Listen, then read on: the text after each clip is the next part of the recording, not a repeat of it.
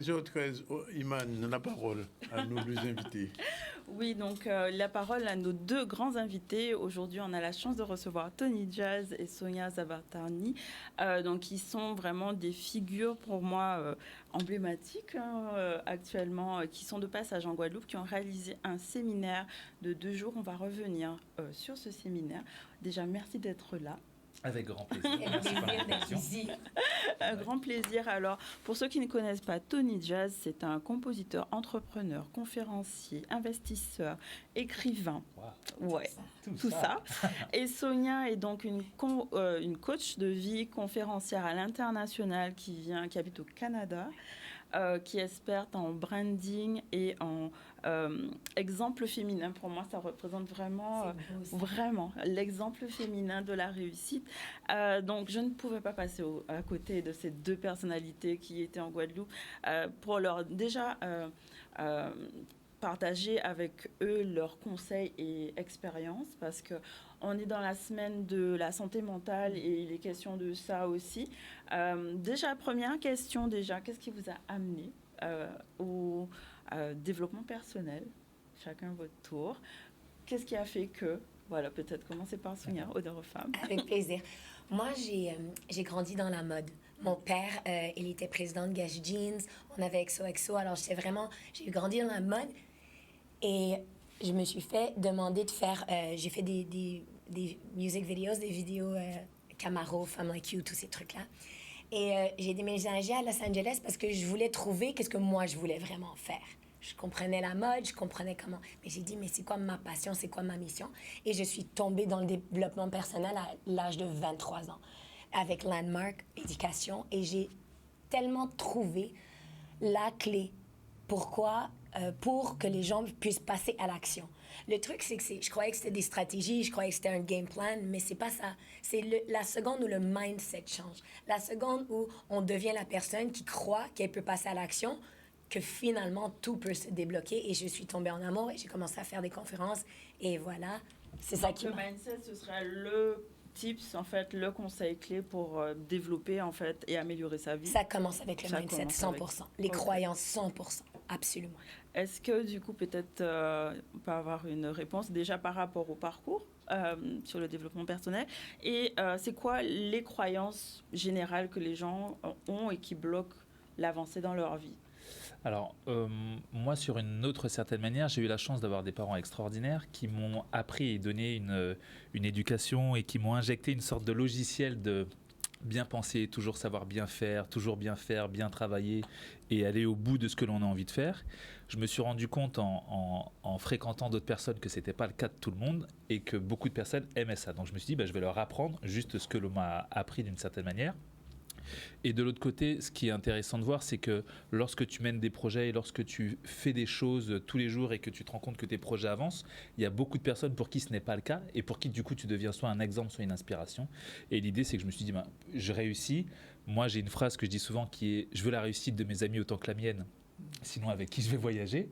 Et donc l'idée, c'est d'amener d'autres personnes avec nous à voyager en essayant de faire en sorte que leur projet aussi avance. Je serais curieuse de savoir du coup la connexion, comment elle s'est faite entre vous deux. Je l'ai fait ce matin, c'est à toi de le faire. La vraie, c'est rendu qu'on a vraiment deux histoires. Parce qu'une qui commence en Guadeloupe quand on était très jeunes, parce que les gens ils disent mais ça se peut pas que vous pouvez travailler comme ça ensemble et créer comme ça ensemble. Donc on a dit j'ai dit, bon, alors moi aussi, je viens de la Guadeloupe. Mais là, quand on est en Guadeloupe, ça marche. C'est pas crédible. Alors, je vous dis la vraie histoire. La vraie histoire, c'est que Tony m'a contacté sur les réseaux sociaux. Moi, j'habite Montréal. Et il m'a contacté. Il m'a dit, j'aime ce que tu fais, blablabla. Les vidéos sont super. J'ai vu son contenu. J'ai dit, c'est très aligné à moi aussi. Allez, quand tu viens à Montréal, envoie-moi un message. Un petit peu plus tard, il vient à Montréal et c'était dimanche soir. Moi, je suis une passionnée du dimanche soir de planifier ma semaine. Et il me dit, je suis à Montréal. J'ai dit, très bien, passe à mon bureau. Il dit, mais il est 8h, 20h.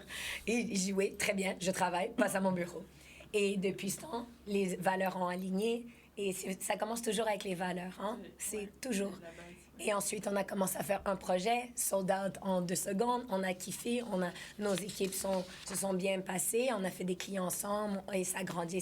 Là, ça fait 4 événements qu'on fait ensemble de Tribe 48. Et là, on va faire la Martinique parce que on a On s'est éclaté dans l'équipe. L'habitude de l'agonie, c'était parfait. On s'est éclaté. Donc, Justement, tu parlais d'habitudes à mettre en place Ouais. le dimanche, de Ouais. préparer sa semaine. Est-ce que ça fait partie des habitudes qu'on peut avoir pour un bien-être mental et personnel, physique?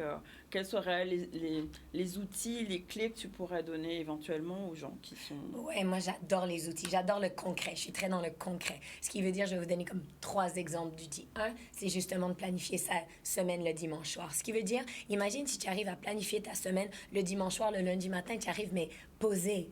Et non seulement ça, je suis maman, j'ai des enfants, je travaille, j'ai une business, j'ai tout. Donc, tout est planifié. Mes enfants sont gérés, mon mari est géré, ma business est gérée, mes amitiés, tout est dans mon planning. C'est un petit peu, ça fait un peu peur de voir mon planning, mais pour moi, ça me donne un bien-être complet parce que tout est organisé le dimanche soir. Une autre chose, c'est la routine matinale. Quand tu commences ta journée, tu poses le téléphone et c'est toi qui gères tes intentions de la journée. Comment tu vas faire ta routine, c'est magique. Et mon dernier, qui est le truc que je demande à absolument tout le monde autour de moi, c'est quoi ton highlight de la journée? Tous les jours, je demande à mon équipe, mes enfants, tout. C'est quoi leur moment fort? Parce que si on arrive à juste être en telle gratitude qu'à tous les jours, il y a des moments forts, imagine la vie que tu peux mener juste avec des petites habitudes simples.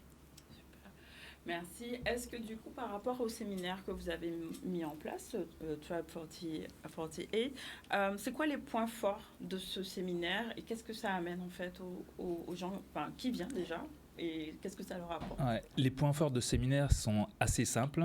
Imaginons que tu as un projet, mais que peut-être que ton projet n'est pas clair dans ta tête. Tu ne sais pas exactement ce que tu veux faire. Ou bien tu as un projet et il est clair dans ta tête, mais tu souhaites en parler sur les réseaux sociaux ou en faire une communication, mais tu ne sais pas vraiment comment t'y prendre. L'idée, c'est de passer 2 jours avec nous en immersion. Là, on l'a fait dans un superbe hôtel. Et pendant ces 2 jours, tu ne t'occupes de rien. Tu viens juste avec ton projet. Et pendant 48 heures, d'où le Tribe 48, tu vas rester avec nous et nous, on va te faire avancer sur ton projet.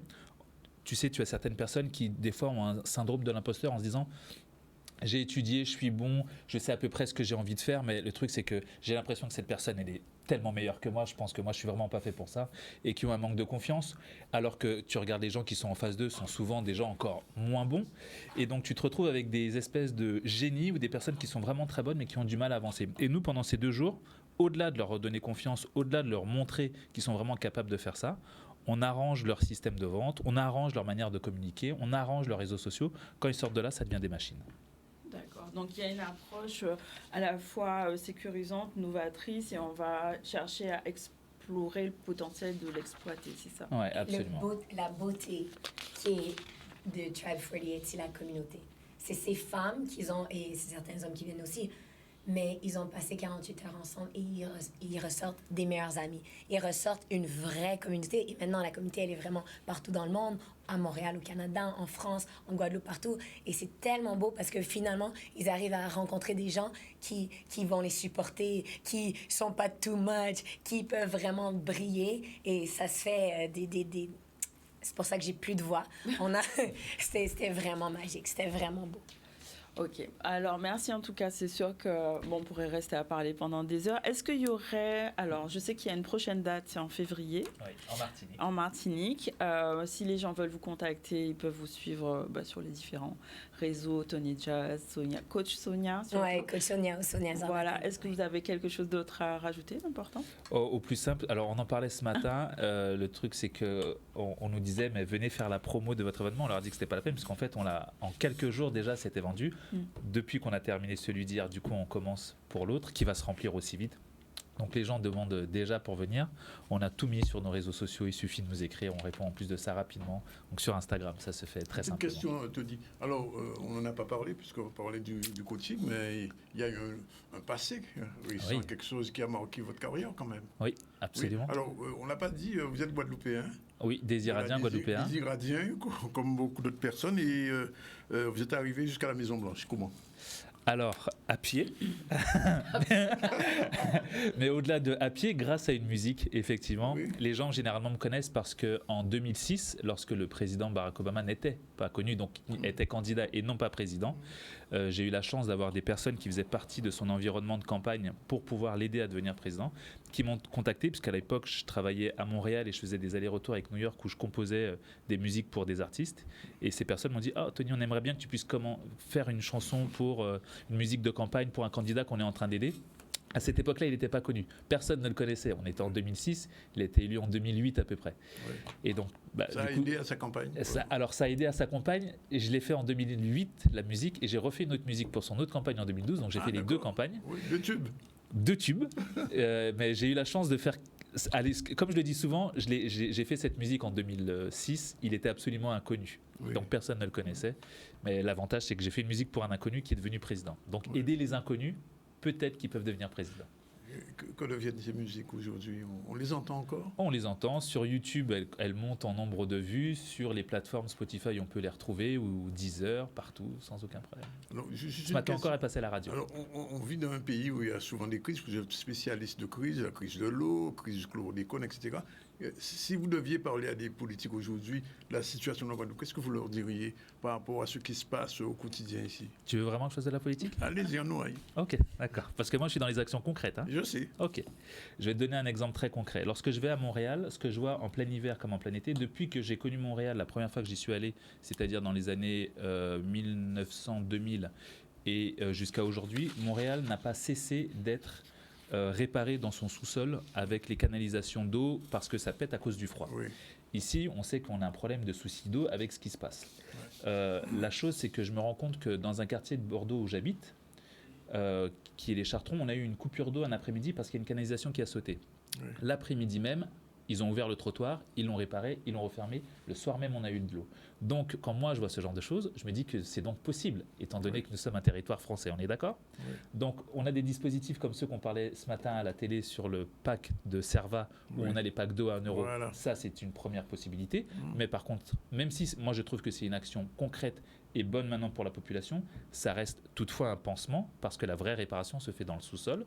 Donc, l'idée, c'est d'ouvrir les sols. On le sait, encore une fois, il faut trouver du budget. Le budget, il est facile à trouver. Il suffit d'enlever une partie du budget sur quelque chose d'inutile et de le provisionner sur les ouvertures des trottoirs et remplacer les canalisations pour faire repartir l'eau.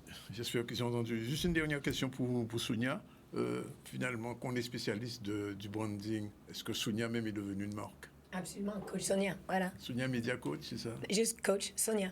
Oui, voilà. C'est ça, la beauté d'une marque. Oui. C'est qu'ensuite, tu as la communauté, tu as et ta marque, les conférences, tout, tu deviens un nom. Donc, c'est excessivement important de travailler sa marque. Et ça coûte rien. Oui. C'est ton réseau, ta voix, tu l'as en tout temps. C'est comme si on est live, mais en tout temps. Tout à fait. Bon, en tout cas, merci d'être venu. Avec joie, merci. Merci de nous welcome, vous reviendrez. Bien sûr. Mais c'est absolument. Tony, il est chez lui. Et moi, c'est mon deuxième chez moi maintenant. D'accord, voilà. Okay, on a compris. Voilà. Merci en tout cas. Merci Iman de vous avoir invité. C'est Iman qui vous a invité. Merci. 13h27, on prend la deuxième pause et on termine tout à l'heure. Et on reçoit dans un instant notre autre chroniqueuse, Sandy. Elle sera là dans un instant tout de suite.